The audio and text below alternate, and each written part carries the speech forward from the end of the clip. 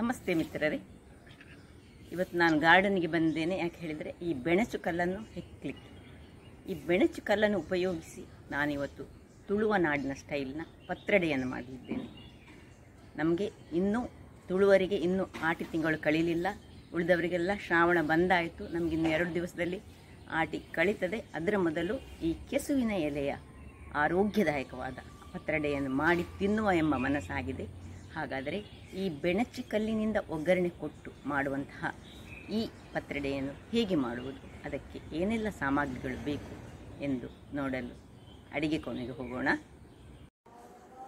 ಮಿತ್ರರೇ, ಇವತ್ತು ನಾವು ತುಳುನಾಡು ಸ್ಟೈಲಿನ ಪತ್ರೊಡೆ ಮಾಡೋಣ. ಅಂದರೆ ರೌಂಡ್ ಮಾಡಿ ಮಾಡುವಂಥದ್ದಲ್ಲ, ನಾವು ತುಳುವರು ಮಾಡುವಂತಹ, ತುಳುನಾಡಿನವರು ಮಾಡುವಂತಹ ಒಂದು ಪತ್ರೊಡೆ ಇದು. ನೋಡಿ, ಅದಕ್ಕೆ ಎಲೆಯನ್ನು ನಾನು ಬೇಗ ತೆಗೆದಿಟ್ಟುಕೊಂಡಿದ್ದೇನೆ. ಇದನ್ನು ನಾವು ತುಂಡರಿಸಿ ಮಾಡುವುದು. ಇದರ ಮೇಲೆ ಹರಡಿ ಮಾಡುವಂಥದ್ದಲ್ಲ, ತುಂಡರಿಸಿ ಮಾಡುವಂತಹದ್ದು. ನೋಡಿ, ಇದಕ್ಕೆ ನಾನು ಕೆಂಪು ಅಕ್ಕಿ ಮತ್ತು ಬಿಳಿ ಅಕ್ಕಿ ಅಂದರೆ ಕಟ್ ಸಾಂಬಾರ್ ಮತ್ತು ಸ್ವಲ್ಪ ಇದಕ್ಕೆ ನಾನು ಕೆಂಪು ಅಕ್ಕಿಯನ್ನು ಹಾಕೊಂಡಿದ್ದೇನೆ, ಅಂದರೆ ಕುಚ್ಚಲಕ್ಕಿ. ಇಲ್ಲಿ ನೋಡಿ, 8 ಉದ್ದ ಮೆಣಸು, 2 ಸಣ್ಣ ರೌಂಡ್ ಮೆಣಸು, 1 ನೀರುಳ್ಳಿ, ಒಂದು ದೊಡ್ಡ ಉಂಡೆಯಷ್ಟು ಹುಳಿ ಒಂದು ಬೇಕಲ್ಲ ತುಂಬ, ಯಾಕೆ ಹೇಳಿದ್ರೆ ಇಲ್ಲದೆ ಅದು ತುರಿಸುವ ಗುಣ ಹೊಂದಿರುವಂತಹದ್ದು. ಇಲ್ಲಿ ಕೊತ್ತಂಬರಿ ಬೀಜ 1.5 ಚಮಚದಷ್ಟು ತೆಗೆದುಕೊಂಡಿದ್ದೇನೆ. ಅರ್ಧ ಚಮಚದಷ್ಟು ಮೆಂತೆ, 1 ಚಮಚದಷ್ಟು ಉದ್ದಿನ ಬೇಳೆ. ವೀಕ್ಷಕರೇ, ಈಗ ಗ್ರೈಂಡ್ ಮಾಡುವಾಗ ಇದರಲ್ಲಿ 2 ಮೆಣಸು, ಇದನ್ನು ಹಾಗೆ ಇಟ್ಟುಕೊಳ್ತೇನೆ. ಮತ್ತೆ ನೋಡಿ, ಇಷ್ಟು ಹುಳಿಯನ್ನು ನಾನು ಬೇರೆ ತೆಗೆದಿಡ್ತೇನೆ. ಮತ್ತೆ ಈ ಹುಳಿ ಹಾಕ್ತೇನೆ, 2 ಮೆಣಸು ಹಾಕ್ತಿದ್ದೇನೆ. ಇಷ್ಟು ಹಾಕಿ ಈಗ ಅಕ್ಕಿ ಹಾಕಿ ಗ್ರೈಂಡ್ ಮಾಡಿ ತರ್ತೇನೆ. ವೀಕ್ಷಕರೇ, ಇಲ್ಲಿ ನೋಡಿ, ಗ್ರೈಂಡ್ ಮಾಡಿ ಇಷ್ಟು ನೋಡಿ, ಇಷ್ಟು ದಪ್ಪದಲ್ಲಿ ಇದಕ್ಕೆ ಗ್ರೈಂಡ್ ಮಾಡುವಾಗ ಉಪ್ಪು ಹಾಕೊಂಡಿದ್ದೇನೆ, ಹಾಗೂ 2 ಒಣಮೆಣಸು ಹಾಗೂ ಇಷ್ಟು ಹುಳಿಯನ್ನು ಹಾಕೊಂಡಿದ್ದೇನೆ. ಇದನ್ನು ಪಕ್ಕಕ್ಕೆ ಇಟ್ಕೊಳ್ಳೋಣ. ಇಲ್ಲಿ ನೋಡಿ, ಈ ಎಲೆಗಳನ್ನು ಒಂದರ ಮೇಲೊಂದು ಹೀಗೆ ನಾನು ಇಟ್ಕೊಂಡಿದ್ದೇನೆ. ನೋಡಿ, ಹೀಗೆ ಈಗ ಎಲೆಗಳನ್ನು ಕತ್ತರಿಸಿ ಮಾಡಿ ಮಿಕ್ಸ್ ಮಾಡುವಂಥದ್ದು. ಈಗ ಇಲ್ಲಿ ನಾನಲ್ಲಿ ಒಂದು ಸ್ಟೀಮರ್ ಅನ್ನು ಸಹ ರೆಡಿ ಮಾಡಿ ಇಟ್ಕೊಂಡಿದ್ದೇನೆ. ಈಗ ಕತ್ತರಿಸಿ ಮಿಕ್ಸ್ ಮಾಡೋದು ಮತ್ತೆ ಹಾಕೊಳ್ಳೋದು. ನೋಡಿ, ಹೀಗೆ ಕತ್ತರಿಸಿಕೊಳ್ಳೋಣ. ಸಪೂರವಾಗಿ ಕತ್ತರಿಸಿಕೊಳ್ಬೇಕು. ನೋಡಿ, ಹೀಗೆ ಎಷ್ಟು ನಿಮಗೆ ಸಪೂರ ಆಗ್ತದೆ ನೋಡಿ, ಅಷ್ಟು ಸಪೂರದಲ್ಲಿ ಹೀಗೆ ಕತ್ತರಿಸಿ ಇದಕ್ಕೆ ಹಾಕೊಳ್ಳೋದು. ನೋಡಿ, ಹೀಗೆ ಕತ್ತರಿಸುವಾಗ ಹೀಗೆ ಒಟ್ಟಿಗೆ ಇಟ್ಟುಕೊಂಡು ಕತ್ತರಿಸಿದ್ರೆ ಬಹಳ ಚೆನ್ನಾಗಿ ಸಪೂರದಲ್ಲಿ ಬರ್ತದೆ. ಇಷ್ಟು ಸಪೂರದಲ್ಲಿ ಹೀಗೆ ಕತ್ತರಿಸಬೇಕು. ಎಲ್ಲ ಕತ್ತರಿಸಿ ನಾನೀಗ ಮಿಕ್ಸ್ ಮಾಡಿ ತೋರಿಸ್ತೇನೆ ನಿಮಗೆ. ವೀಕ್ಷಕರೇ, ನೋಡಿ, ಎಲ್ಲ ಕತ್ತರಿಸಿಕೊಂಡಿದ್ದೇನೆ. ಈಗ ನಾನು ಎಲ್ಲವನ್ನೀಗ ಇದಕ್ಕೆ ಹಾಕೊಂಡು ಮಿಕ್ಸ್ ಮಾಡಿಕೊಳ್ತೇನೆ.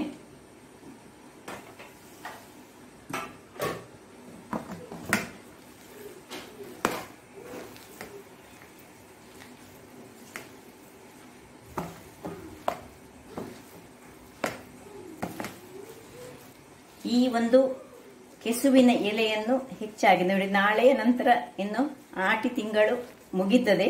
ಅದಕ್ಕೆ ನಾನು ಇವತ್ತೇ ಆಟಿಯ ಕೊನೆಯ ದಿನದಂದೇ ನಾನಿವತ್ತು ಇದನ್ನು ಪ್ರಿಪೇರ್ ಮಾಡಿ ಇವತ್ತು ನಾನು ನಮಗೆ ಉಣಬಡಿಸಲಿಕ್ಕಿದ್ದೇನೆ. ಆಕ್ಚುಲಿ ಈ ಒಂದು ಎಲೆ ಆರೋಗ್ಯಕ್ಕೆ ಬಹಳ ಉತ್ತಮ. ಅಂದರೆ ನಮ್ಮಲ್ಲಿ ನಾವು ಕೂದಲೆಲ್ಲ ನಮ್ಮ ಹೊಟ್ಟೆಯಲ್ಲಿ ಹೋಗಿದ್ರೆ ಅದನ್ನೆಲ್ಲ ಹೇಗೆ ಈ ಬಾಳೆ ದಿಂಡು ನೋಡಿ ನಾವು ಪದಾರ್ಥ ಮಾಡಿ ತಿಂತೇವೆ, ಅದೇ ರೀತಿ ಈ ಒಂದು ಕೆಸುವಿನ ಎಲೆಯನ್ನು ನಾವು ಹೀಗೆ ಮಾಡಿ ತಿಂದರೆ ಹೊಟ್ಟೆಯಲ್ಲಿರುವಂತಹ ಎಲ್ಲ ಈ ತಪ್ಪಿ ಕೂದಲೆಲ್ಲ ತಿಂದು ಹೋಗಿರ್ತದೆ ನೋಡಿ, ಅಂಥದ್ದೆಲ್ಲ ಹೊರಗೆ ಬರ್ತದಂತೆ. ಆರೋಗ್ಯಕ್ಕೆ ಬಹಳ ಉತ್ತಮ. ಈ ಆಟಿ ತಿಂಗಳಲ್ಲಿ ಇದನ್ನು ತಿನ್ನಲೇಬೇಕು ಅಂತ ಹೇಳ್ತಾರೆ. ನಮ್ಮ ಹಿರಿಯರು ಹೇಳ್ತಿದ್ರು. ಅವರು ಹಿರಿಯರು ಏನಾದೊಂದು ವೈಜ್ಞಾನಿಕ ಕಾರಣ ಇಟ್ಟೇ ಅವರು ಈ ಒಂದು ವಿಷಯವನ್ನು ಜನರಿಗೆ ತಿಳಿಯಪಡಿಸಿದ್ದು. ಹಾಗಾಗಿ ಆದಷ್ಟು ನಾವು ಈ ಆಟಿ ತಿಂಗಳು ಅಲ್ಲದಿದ್ರೂ ಸಹ ಇದನ್ನು ಈಗ ಬೆಳೆಸ್ತಾರೆ. ಎಲ್ಲ ಸಹ ತೋಟದಲ್ಲಿ ಸ್ವಲ್ಪ ನೀರಿರುವ ಜಾಗದಲ್ಲಿದ್ದರೆ ಅದು ಚೆನ್ನಾಗಿ ಬೆಳೀತದೆ. ನೋಡಿ, ಹೀಗೆ ಚೆನ್ನಾಗಿ ಮಿಕ್ಸ್ ಮಾಡಿಕೊಳ್ಬೇಕು. ವೀಕ್ಷಕರೇ, ಈಗ ರೆಡಿಯಾಗಿದೆ. ಈಗ ಒಂದೊಂದೇ ಉಂಡೆಗಳನ್ನು ನೋಡಿ, ಇಲ್ಲಿ ಹೇಗೂ ನೀರು ಸಹ ಬಿಸಿಯಾಗಿದೆ, ಕುದಿ ಬರ್ತಾ ಉಂಟು. ನಾವೀಗ ಇಲ್ಲಿ ಇದರದ್ದು ಒಂದೊಂದು ಕೆಲವರು ಏನ್ ಮಾಡ್ತಾರೆ ಹೇಳಿದ್ರೆ ಇದನ್ನು ಈ ತೇಗದ ಎಲೆಯಲ್ಲೆಲ್ಲ ಇಡ್ತಾರೆ. ಹಾಗೆ ಇಟ್ರೆ ಆ ತೇಗದ ಇದರದ್ದು ಪರಿಮಳವೇ ಅದಕ್ಕೆ ಬರ್ತದೆ. ಹಾಗೆಲ್ಲ ಇಡ್ಲಿಕ್ಕೆ ಹೋಗ್ಬಾರ್ದು. ಅಥವಾ ಈವನ್ ನಾವು ಬಾಳೆ ಎಲೆ ಇಟ್ಟರೆ ಬಾಳೆ ಎಲೆ ಇದು ಹೋಗ್ತದೆ. ಹೀಗೆ ಮಾಡಿಟ್ಟುಕೊಂಡು ನೋಡಿ, ನಾವು ಇದನ್ನು ಹೀಗೆ ಇಟ್ಟು ಬೇಯಿಸಿದ್ರೆ ಅದು ಚೆನ್ನಾಗಿ ಬೇಯ್ತದೆ ಸಹ. ನನಗೆ ಗೊತ್ತಿಲ್ಲ ಅವರ ಕಾನ್ಸೆಪ್ಟ್ ಏನ್ ಹೇಳಿ ಗೊತ್ತಿಲ್ಲ. ಕೆಲವರು ತೇಗದ ಎಲೆಯಲ್ಲಿ ಇಡ್ತಾರೆ, ಕೆಲವರು ಬಾಳೆ ಎಲೆಯಲ್ಲಿ ಇಡ್ತಾರೆ. ಈ ಒಂದು ಕೆಸುವಿನ ಎಲೆಗೆ ಅದರದ್ದೇ ಒಂದು ಶಕ್ತಿ ಉಂಟು. ಅದರಿಂದಾಗಿ ನನ್ನ ಪ್ರಕಾರ ಬೇರೆ ಯಾವುದನ್ನೇ ಎಲೆಯನ್ನು ಇಡದೆಯೇ ಇದನ್ನು ನಾವು ಮಾಡಿದ್ರೆ ಬಹಳ ಉತ್ತಮ ಅಂತ ನನ್ನ ಭಾವನೆ. ಮತ್ತೆ ಗೊತ್ತಿಲ್ಲ, ನನಗೆ ಹೇಳಿಕೊಟ್ಟ ನನ್ನ ಅಜ್ಜಿ ಆಗ್ಲಿ ನನ್ನ ಅಮ್ಮ ಆಗ್ಲಿ ಹೀಗೆ ಖಾಲಿ ಹೀಗೆ ಇಡ್ತಿದ್ದದು. ಇನ್ನು ಇದನ್ನು ಬೆಂದ ಮೇಲೆ ಮತ್ತೆ ಇನ್ನೀಗ ಮಸಾಲೆ ರೆಡಿ ಮಾಡ್ಲಿಕ್ಕೆ ಉಂಟಲ್ಲ, ಮಸಾಲೆ ರೆಡಿ ಮಾಡಿ ನಾವು ಅದನ್ನು ಕಟ್ ಕಟ್ ಮಾಡಿ ಹಾಕೊಳ್ಳುವುದು. ಈಗ ಎಲ್ಲವನ್ನು ನಾನು ಇಟ್ಟು ನಿಮಗೆ ತೋರಿಸ್ತೇನೆ ವೀಕ್ಷಕರೇ. ನೋಡಿ, ಇದೀಗ ಕೊನೆಯದನ್ನು ನಾನು ಇಟ್ಟುಕೊಳ್ತಿದ್ದೇನೆ. ನೋಡಿ, ಹೀಗೆ ಹೀಗೆ ಮಾಡಿ ಒಂದು ಸ್ವಲ್ಪ ಸಣ್ಣ ತೂತು ಮಾಡಿದ್ರೆ ಅದರ ಒಳಗೆ ಒಳ್ಳೆ ಆವಿ ಹೋಗ್ತದೆ. ಹಾಗೆ ನಾವು ಇಟ್ಕೊಳ್ಬೋದು. ಹೀಗೆ ಒಂದರ ಮೇಲೊಂದು ಹೀಗೆ ಇಟ್ಟು ಇದನ್ನು ಮುಚ್ಚಿ ನಾವು ಒಂದು ಅರ್ಧ ಗಂಟೆ ಅಥವಾ 25 ನಿಮಿಷ ಬೇಯಿಸೋಣ ವೀಕ್ಷಕರೇ. ಈಗ ಅದಕ್ಕೆ ಬೇಕಾದ ಮಸಾಲೆ ಇಲ್ಲಿದು ಬೇಯ್ತಾ ಉಂಟು ನೋಡಿ. ಇದು ಬೇಯಲಿ. ಇದು ಬೇಯ್ತಾ ಇರುವಾಗ ನಾವು ಮಸಾಲೆ ರೆಡಿ ಮಾಡೋಣ. ಸ್ವಲ್ಪ ಎಣ್ಣೆ ಹಾಕೊಂಡು ಅದಕ್ಕೆ ನೋಡಿ, ಆಗ ನಾನು ಉಳಿದಿರುವಂತಹ ಮೆಣಸು, ಬ್ಯಾಡಿಗೆ ಮೆಣಸು 4 ಹಾಕ್ತಿದ್ದೇನೆ. ಮತ್ತೆ ಈ ಸಣ್ಣದು ಊರಿನ ಮೆಣಸು 1-2 ಹಾಕೊಳ್ತಿದ್ದೇನೆ. ಅದರೊಟ್ಟಿಗೆ ನೋಡಿ ಸ್ವಲ್ಪ ಕರಿಬೇವಿನ ಸೊಪ್ಪು ಸಹ ಹಾಕೊಳ್ತೇನೆ. ಮತ್ತೆ ಉಳಿದದ್ದು ಇಲ್ಲಿ ನೋಡಿ ಕೊತ್ತಂಬರಿ, ಮೆಂತೆ ಹಾಗೂ ಸ್ವಲ್ಪ ಜೀರಾ ಎಲ್ಲ ಹಾಕೊಂಡು ಇದನ್ನು ಸ್ವಲ್ಪ ಫ್ರೈ ಮಾಡ್ಕೊಳ್ಳೋಣ. ಸ್ವಲ್ಪ ಸಣ್ಣ ಉರಿಯಲ್ಲಿ ಸ್ವಲ್ಪ ಫ್ರೈ ಮಾಡಿ ನಾನೊಂದು ಇನ್ನು ಅದಕ್ಕೊಂದು ಸಾಧಾರಣ 1/4 ಗಡಿಯಷ್ಟು, ಒಂದು ತೆಂಗಿನಕಾಯಿ ಫುಲ್ ಬೇಡ, ಒಂದು ತೆಂಗಿನಕಾಯಿಯ ಗಡಿ ಪ್ಲಸ್ ಉಳಿದದನ್ನು ತೆಗೆದುಕೊಳ್ಳೋಣ. ನೋಡಿ, ಇದಕ್ಕೆ ಹಾಕೊಳ್ತಿದ್ದೇನೆ ನಾನು. ಒಂದು ಸ್ವಲ್ಪ ಹಳದಿಯನ್ನು ಹಾಕೊಳ್ಳೋಣ ಇದಕ್ಕೆ. ನೋಡಿ, ತೆಂಗಿನಕಾಯಿ ಅಂತ ಹಾಕೊಂಡೆ. ಅದು ಬಿಸಿ ಹೆಚ್ಚಾಕ್ಲಿಕ್ಕೆ ಏನಿಲ್ಲ, ಫ್ರೈ ಎಲ್ಲ ಆಗ್ಲಿಕ್ಕಿಲ್ಲ. ಸ್ವಲ್ಪ ನಾವು ಹಳದಿ ಹಾಕೊಳ್ಳೋಣ. ಇನ್ನು ಸ್ವಲ್ಪ ನಾನು ಹಿಂಗನ್ನು ಇದಕ್ಕೆ ಹಾಕೊಳ್ತಿದ್ದೇನೆ. ಸ್ವಲ್ಪ, ಹೆಚ್ಚು ಬೇಡ, ಅಗತ್ಯ ಇಲ್ಲ, ಬೇಕಿದ್ರೆ ಹಾಕೊಳ್ಬಹುದು. ಅದರಲ್ಲಿ ಉದ್ದಿನ ಬೇಳೆ ಉಂಟಲ್ಲ, ಅದರಿಂದಾಗಿ ನಾನು ಸ್ವಲ್ಪ ಹಿಂಗನ್ನು ಹಾಕೊಂಡದ್ದು ಸಾಕು. ಇದನ್ನು ಆಫ್ ಮಾಡಿಕೊಂಡು ಇದರ ಬೆಚ್ಚಗೆ ಅಲ್ಲಿ ಇಲ್ಲಿ ಇದು ತಣ್ಣಗಾದ್ಮೇಲೆ ಇದನ್ನು ಮತ್ತೆ ಗ್ರೈಂಡ್ ಮಾಡ್ಲಿಕ್ಕೆ ಉಂಟು ವೀಕ್ಷಕರೇ. ನೋಡಿ, ಇದೀಗ ತಣ್ಣಗಾಗಿದೆ. ಈಗ ಇಲ್ಲಿ ಇದನ್ನು ಒಂದು ಮಿಕ್ಸಿಗೆ ಹಾಕಿ 1-2 ಬ್ಯಾಚಲ್ಲಿ ನಾನು ಇದನ್ನು ಗ್ರೈಂಡ್ ಮಾಡ್ತೇನೆ. ಇಲ್ಲಿ ಈಗ ನಾನು ಇದು ಗ್ರೈಂಡ್ ಮಾಡುವಾಗ ಪುನಃ ಸ್ವಲ್ಪ ನೋಡಿ ಇಷ್ಟು ಪುನಃ ಹುಳಿಯನ್ನು ಆಗ ಹಾಕಿದ್ದೇನೆ. ಉಳಿದ ಹುಳಿಯನ್ನು ಈಗ ಹಾಕೊಳ್ತಿದ್ದೇನೆ. ಈಗ ತುಂಬಾ ಹುಳಿ ಬೇಡ, ಈಗ ಹದಾದಲ್ಲಿ ಹುಳಿ ಸಾಕು. ಯಾಕೆ ಹೇಳಿದ್ರೆ ಈ ಕೆಸುವಿನ ಎಲೆಗೆ ತುಂಬಾ ಹುಳಿಯ ಅಗತ್ಯ ಉಂಟು ನೋಡಿ. ಮತ್ತೆ ಇಷ್ಟು ದೊಡ್ಡ ತುಂಡು ನೀರುಳ್ಳಿಯನ್ನು ಸಹ ನಾನು ಹಾಕೊಳ್ತಿದ್ದೇನೆ. ಉಳಿದ ನೀರುಳ್ಳಿಯನ್ನು ಮತ್ತು ಬೆಳ್ಳುಳ್ಳಿಯನ್ನು ಹಾಗೆ ಇಟ್ಟುಕೊಂಡಿದ್ದೇನೆ ನೋಡಿ. ಯಾಕೆ ಹೇಳಿದ್ರೆ ಈ ಬಿಳಿ ಕಲ್ಲಿನಲ್ಲಿ ಈಗ ನಾನೀಗ ಇದಕ್ಕೆ ಒಗ್ಗರಣೆ ಕೊಡ್ಲಿಕ್ಕಿದ್ದೇನೆ. ಹಾಗಾಗಿ ಈಗ ಗ್ರೈಂಡ್ ಮಾಡಿ ನಿಮಗೆ ತಂದು ತೋರಿಸ್ತೇನೆ. 2 ಬ್ಯಾಚ್ನಲ್ಲಿ ಗ್ರೈಂಡ್ ಮಾಡ್ತೇನೆ ವೀಕ್ಷಕರೇ. ಇಲ್ಲಿ ನೋಡಿ, ಇದು 2ನೇ ಬ್ಯಾಚ್ ದಂಸ ಹಾಕೊಂಡು ಮಸಾಲೆ ರೆಡಿ ಆಯಿತು. ಖಾಲಿ ಈಗ ನಮ್ದು ಇಲ್ಲಿ ಇದು ಬೇಯ್ತಾ ಉಂಟು ಕೆಸುವಿನ ಅಡ್ಡೆ. ಇದಕ್ಕೆ ಸ್ವಲ್ಪ ನೀರು ಹಾಕೊಂಡು ನಾವು ಇದನ್ನು ನೀರು ಮಾಡಿ ಇಟ್ಟುಕೊಳ್ಳೋಣ. ಮಿಕ್ಸಿ ತೊಳೆದ ನೀರನ್ನು ಹಾಕಿ ಇದನ್ನು ನಾವು ಚೆನ್ನಾಗಿ, ತುಂಬ ದಪ್ಪಸ ಬೇಡ, ಯಾಕೆ ಹೇಳಿದರೆ ಅದು ಅಕ್ಕಿಯಿಂದ ಮಾಡಿದಂಥದ್ದು. ಅದರಿಂದಾಗಿ ಇದು ಸ್ವಲ್ಪ ನೀರಾಗಿದ್ದರೆ ಸಹ ಅಕ್ಕಿಯ ಅಂಶ ಅದರಲ್ಲಿ ಮಿಕ್ಸ್ ಆಗುವಾಗ ಈ ಒಂದು ರಸ ದಪ್ಪ ಆಗ್ತದೆ. ಸೊ ಸ್ವಲ್ಪ ನೀರನ್ನು ಹಾಕಿ ಕಲಡಿಸಿ ಇಟ್ಕೊಳ್ಳೋಣ. ಅದು ಹೇಗೆ ಬೇಯಲಿ, ಆಮೇಲೆ ನೋಡೋಣ. 25 ನಿಮಿಷ ಆಯಿತು. ನೋಡುವ ಬೆಂದಿದಂತ ನೋಡೋಣ.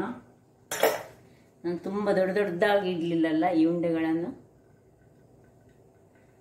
ನೋಡಿ, ಒಳ್ಳೆ ಬೆಂದಿದೆ. ಈಗ ಗ್ಯಾಸ್ ಆಫ್ ಮಾಡ್ಕೊಳ್ತಾ ಇಲ್ಲ ನಾನು. ಅದನ್ನು ಕೆಳಗಿಳಿಸಿ ಈಗ ಇದರಲ್ಲಿ ನೋಡಿ ಹೇಗೆ ಆಗಿದೆ ನೋಡಿ. ನನಗೆ ತಣ್ಣಗಾಗಲಿಕ್ಕೆ ನಾವು ಒಂದು ಪ್ಲೇಟಿಗೆ ಹಾಕೊಂಡು ಬಿಡೋಣ. ನೋಡಿ ಈ ಕಲ್ಲನ್ನು ನಾನು ಸ್ವಲ್ಪ ಈ ಗ್ಯಾಸ್ನಲ್ಲಿ ಈಗ ಬಿಸಿ ಮಾಡಲಿಕ್ಕೆ ಇಟ್ಟುಕೊಳ್ತೇನೆ. ಇದು ಬಿಸಿ ಆಗಲಿ, ಅಲ್ಲೇ ಅದು ಬಿಸಿ ಆಗ್ತಾ ಇರಲಿ. ಒಂದು ಕಲ್ಲನ್ನು ಇಟ್ಟಿದ್ದೇನೆ. ಈಗ ಇದನ್ನು ಸ್ವಲ್ಪ ತಣ್ಣಗಾಗಲಿಕ್ಕೆ ಒಂದು ಇದರಲ್ಲಿ ಬಿಟ್ಟುಕೊಡೋಣ. ಎಲ್ಲ ತಣ್ಣಗಾದ ಮೇಲೆ ಇನ್ನು ನಮ್ಮ ಕೆಲಸ.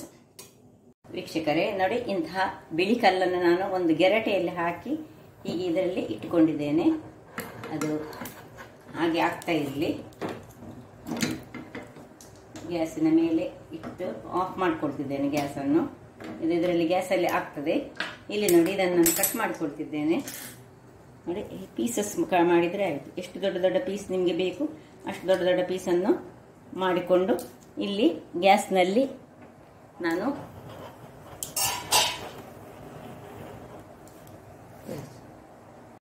ವೀಕ್ಷಕರೇ ಇಲ್ಲಿ ನೋಡಿ, ಇದು ಈ ಮಾಡಿಟ್ಟಂತಹ ಇದನ್ನು ನಾನೀಗ ಇದರಲ್ಲಿ ಇಟ್ಟು ಅದಕ್ಕೆ ಸ್ವಲ್ಪ ಉಪ್ಪನ್ನು ಹಾಕೊಂಡು ಗ್ಯಾಸ್ ಆನ್ ಮಾಡಿಕೊಡ್ತಿದ್ದೇನೆ. ಇಲ್ಲಿ ನಾನಿಲ್ಲಿ ಒಂದೊಂದು ಪೀಸಸ್ ಅನ್ನು ಇದರದ್ದು ಕಟ್ ಮಾಡಿದ್ದೇನೆ ನೋಡಿ, ಹೀಗೆ ಉಂಟು. ಇದನ್ನು ಇದರಲ್ಲಿ ಹಾಕ್ತಿದ್ದೇನೆ. ಹಾಗೆಲ್ಲ ಇದನ್ನು ಎಷ್ಟೆಷ್ಟು ದೊಡ್ಡದು ನಿಮಗೆ ಅದು ಸ್ವಲ್ಪ ಎಷ್ಟು ಸಣ್ಣದು ಮಾಡಿದರೆ ದೊಡ್ಡದು ಮಾಡಿದರೆ ಸಹ ಅದು ಮಸಾಲೆಯಲ್ಲಿ ಬೀಳುವಾಗ ಅದು ಚೆನ್ನಾಗಿ ಸಣ್ಣ ಸಣ್ಣದಾಗಿ ಹೋಗ್ತದೆ ನೋಡಿ. ಹೀಗೆಲ್ಲವನ್ನು ನಾನು ತುಂಡು ಮಾಡಿ ಹಾಕೊಳ್ತೇನೆ.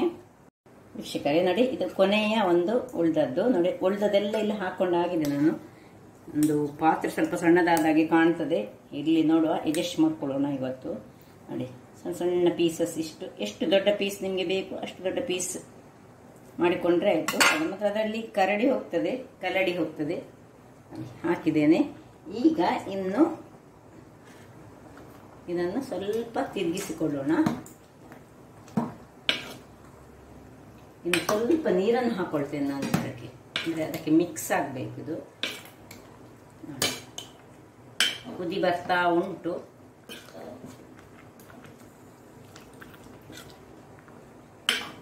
ನಾನಿವತ್ತೆಲ್ಲ ನಮ್ಮ ಮನೆಯಲ್ಲಿ ಸ್ವಲ್ಪ ಗೆಸ್ಟ್ ಎಲ್ಲ ಇದ್ದಾರೆ, ಹಾಗೆ ಸ್ವಲ್ಪ ಹೆಚ್ಚು ಮಾಡಿದ್ದೇನೆ. ಯಾವಾಗಲೂ ನಾನು ಮಾಡೋದು ಸ್ವಲ್ಪ ಕಡಿಮೆಯಾಗಿ ಮಾಡಿ ನಿಮಗೆ ತೋರಿಸ್ತೇನೆ ನೋಡಿ. ಇವತ್ತು ಸ್ವಲ್ಪ ಹೆಚ್ಚು ಮಾಡಿಕೊಂಡಿದ್ದೇನೆ. ಈಗ ಇಲ್ಲಿ ಸ್ವಲ್ಪ ನಾವು ಉಪ್ಪು ಹೇಗೆ ಉಂಟು ನೋಡುವ. ಆಮೇಲೆ ಇದನ್ನು ಮುಚ್ಚಿಟ್ಟು ಇದನ್ನು ಕುದಿ ಬರಲಿಕ್ಕೆ ಬಿಡೋಣ. ಉಪ್ಪು ಎಲ್ಲ ಹದ ಉಂಟು. ಈಗ ಮುಚ್ಚಿ ಇದು ಕುದೀಲಿ, ಆಮೇಲೆ ನೋಡೋಣ. ವೀಕ್ಷಕರೇ ನೋಡಿ, ಈಗ ಒಂದು ಸಣ್ಣ ಕುದಿ ಬರ್ತಾ ಉಂಟು. ಇಲ್ಲಿ ನೋಡಿ, ಆ ಬೆಳ್ಳು ಕಲ್ಲನ್ನು ನಾನು ನೋಡಿ ಒಂದು ಗೆರಟೆಯನ್ನು ಅದರಲ್ಲಿ ಹೊತ್ತಿಸಿಕೊಂಡು ಅದನ್ನು ಅದರಲ್ಲಿ ಹಾಕಿಟ್ಟುಕೊಂಡಿದ್ದೇನೆ. ಈಗ ಇಲ್ಲಿ ಒಗ್ಗರಣೆಗೆ ರೆಡಿ ಮಾಡ್ತಿದ್ದೇನೆ. ಅಲ್ಲಿ ಕುದಿಯುವಾಗ ಈಗ ಒಗ್ಗರಣೆ ಕೂಡಲೇ ಕೊಡ್ಬೋದು. ಬೆಳ್ಳು ಕಲ್ಲು ಒಳ್ಳೆ ಬಿಸಿಯಾಗಿದೆ. ಈಗ ಇದಕ್ಕೆ ಸ್ವಲ್ಪ ತೆಂಗಿನ ಎಣ್ಣೆಯನ್ನು ಹಾಕೊಳ್ತೇನೆ ನಾನು. ಒಂದು 2 ಚಮಚದಷ್ಟು ತೆಂಗಿನ ಎಣ್ಣೆ ಹಾಕಿ ಇಲ್ಲಿ ನೋಡಿ, ಈ ಕಟ್ ಮಾಡಿಟ್ಕೊಂಡಂತಹ ಬೆಳ್ಳುಳ್ಳಿ ಇಲ್ಲಿ ನೋಡಿ, ಈ ಬೆಳ್ಳುಳ್ಳಿಯನ್ನು ಗುದ್ದಿಕೊಳ್ಳೋಣ. ಈರುಳ್ಳಿಯನ್ನು ಕಟ್ ಮಾಡಿಕೊಂಡಿದ್ದೇನೆ. ಬೆಳ್ಳುಳ್ಳಿಯನ್ನು ಗುದ್ದಿ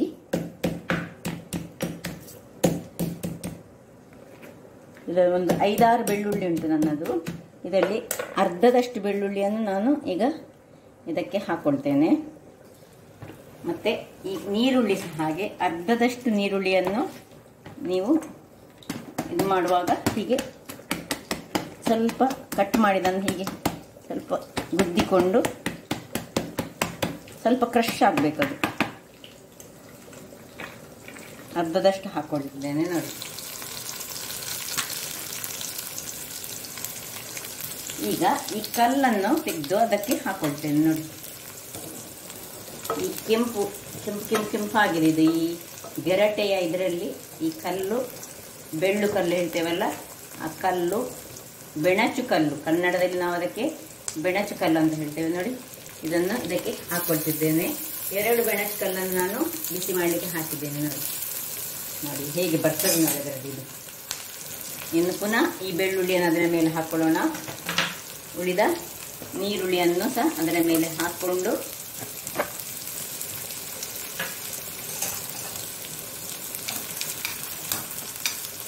ಸ್ವಲ್ಪ ಬೇಕಿದ್ದರೆ ಕರಿಬೇವಿನ ಸೊಪ್ಪು ಸಹ ಹಾಕೊಳ್ಬೋದು. ಅಗತ್ಯ ಇಲ್ಲ ಇಲ್ಲಿ ಕರಿಬೇವಿನ ಸೊಪ್ಪಿದ್ದು, ನಾವು ಮಸಾಲೆ ಮಾಡುವಾಗಲೇ ಹಾಕೊಂಡಿದ್ದೆ ನೋಡಿ. ಈಗ ಇದರಲ್ಲೇ ಈ ಬೆಳ್ಳು ಕಲ್ಲು ಮತ್ತು ಇದರಲ್ಲೇ ಇದು ಸ್ವಲ್ಪ ಒಳ್ಳೆ ಕುದಿಬೇಕು. ಇದು ಆಯ್ತು ವೀಕ್ಷಕರೇ, ಇದನ್ನೀಗ ನಾನು ಆಫ್ ಮಾಡಿಕೊಳ್ತೇನೆ. ಇಲ್ಲಿ ನೋಡಿ ಇದು ಸಹ ಒಳ್ಳೆ ಕುದಿತಾ ಉಂಟು. ಸ್ವಲ್ಪ ನಾನು ಪಾತ್ರೆ ಸ್ವಲ್ಪ ನಂದು ಸಣ್ಣದಾಯ್ತು ಇವತ್ತು ನೋಡಿ. ಇದನ್ನು ತೆಗೆಯುವುದು, ಈ ಕಲ್ಲಿನ ಒಟ್ಟಿಗೆ ಇದನ್ನು ಇದಕ್ಕೆ ಹಾಕೊಳ್ಳುವುದು. ಏನು ಘಮ ಘಮ ಘಮ ಬರ್ತದೆ ಹೇಳಿದರೆ, ಈ ಒಗ್ಗರಣೆ, ಈ ಬೆಳ್ಳು ಕಲ್ಲಿನ ಒಗ್ಗರಣೆಗೊಂದು ಬೇರೆ ಒಂದು ಆರೋಗ್ಯದಾಯಕ ಶಕ್ತಿ ಸಹ ಉಂಟು. ಅದು ಈ ಆಟಿ ತಿಂಗಳಲ್ಲಿ ಇಂಥದೇ ಒಗ್ಗರಣೆಯನ್ನು ನಾವು ಕೊಡುವುದು. ಇದನ್ನು ಸ್ವಲ್ಪ ನಮ್ಮ ಹಿರಿಯರಿಗೆ ಸಹ ಇಡ್ಲಿಕ್ಕೆ ಉಂಟು, ಅಂದರೆ ಅವರ ಪ್ರಿಯವಾದ ಒಂದು ವಸ್ತು ಇದು ನೋಡಿ. ಹೀಗೆ ಬಂತು ನೋಡಿ, ಹೀಗೆ ಆಯ್ತು ನೋಡಿ. ಆಯ್ತು, ಇದನ್ನೀಗ ಆಫ್ ಮಾಡ್ಕೊಳ್ಳೋಣ. ಇನ್ನು ಸರ್ವಿಂಗ್ ಟೈಮ್ ನೋಡಿ, ಏನು ಘಮ ಘಮ ಬರ್ತಾ ಉಂಟು. ಅದರ ಒಟ್ಟಿಗೆ ಗ್ಯಾಸ್ ಆಗ ಆಫ್ ಮಾಡಿದ್ದೇನೆ, ಆದರೂ ಈ ಕಲ್ಲು ಹಾಕಿದ್ರಿಂದಾಗಿ ಅದು ಇನ್ನೂ ಸಹ ನೋಡಿ ಅದರೊಳಗೆ ಕುದಿತಾ ಉಂಟು. ನಿಮಗೆ ಕಾಣ್ಬೋದು ನೋಡಿ, ಅದೇ ಬಬಲ್ಸ್ ಬರುದು ನೋಡಿ. ಈಗ ಇದನ್ನು ಸರ್ವ್ ಮಾಡೋಣ ನೋಡಿ. ಹೀಗೆ ಬಂದಿದೆ ನೋಡಿ, ಬಹಳ ರುಚಿಕರವಾಗಿರ್ತದೆ. ಮತ್ತೆ ಈ ರೀತಿಯಲ್ಲಿ ಮಾಡಿದರೆ ಇನ್ನು ಬಹಳ ಉತ್ತಮ ಸಹ ನೋಡಿ. ಇನ್ನು ಸಹ ಬೇಕಿದ್ರೆ ನೀವು ಸ್ವಲ್ಪ ಇದನ್ನು ನೀರು ಮಾಡಿಕೊಳ್ಬಹುದು. ಹೀಗೆ ಬಂದಿದೆ ನೋಡಿ. ಹಾಗಾದ್ರೆ ನೋಡಿದ್ರಲ್ಲ ವೀಕ್ಷಕರೇ,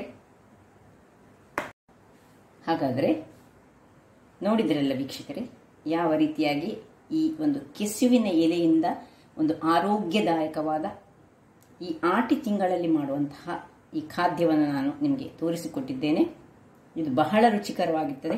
ಈ ತುಂಡು ತುಂಡು ಬೇಕಿದ್ರೆ ದೊಡ್ಡ ದೊಡ್ಡ ಮಾಡಿ ತುಂಡು ತುಂಡಾಗಿ ಸಹ ನಾವು ಯೂಸ್ ಮಾಡ್ಬೋದು. ಹೀಗೆ ಮಿಕ್ಸ್ ಮಾಡಿ ಮಾಡಿದರೆ ಬಹಳ ಚೆನ್ನಾಗಿರ್ತದೆ. ಹಾಗೂ ಇದು ಮಕ್ಕಳು ಸಹ ತಿನ್ನಲಿಕ್ಕೆ ಬಹಳ ರುಚಿಕರವಾಗಿರ್ತದೆ. ಮಕ್ಕಳು ಇದನ್ನು ಕೇಳಿ ಕೇಳಿ ತಿಂತಾರೆ. ನಾನು ಮೊದಲೇ ಹೇಳಿದ ಹಾಗೆ ಈ ಮಕ್ಕಳಿಗೆ ಅಥವಾ ನಮಗೆ ದೊಡ್ಡವರಿಗೆ ಸಹ ಹೊಟ್ಟೆಯಲ್ಲಿ ಕೂದಲು ಅಥವಾ ಏನಾದರೂ ಹೋಗಿದ್ರೆ ಈ ಒಂದು ಖಾದ್ಯವನ್ನು ತಿಂದರೆ ಅದು ನಮ್ಮ ಮಲದಲ್ಲಿ ಅದು ಹೊರಗೆ ಹೋಗ್ತದೆ ಎಂಬ ಭಾವನೆ ನಮ್ಮ ಹಿರಿಯರಲ್ಲಿತ್ತು.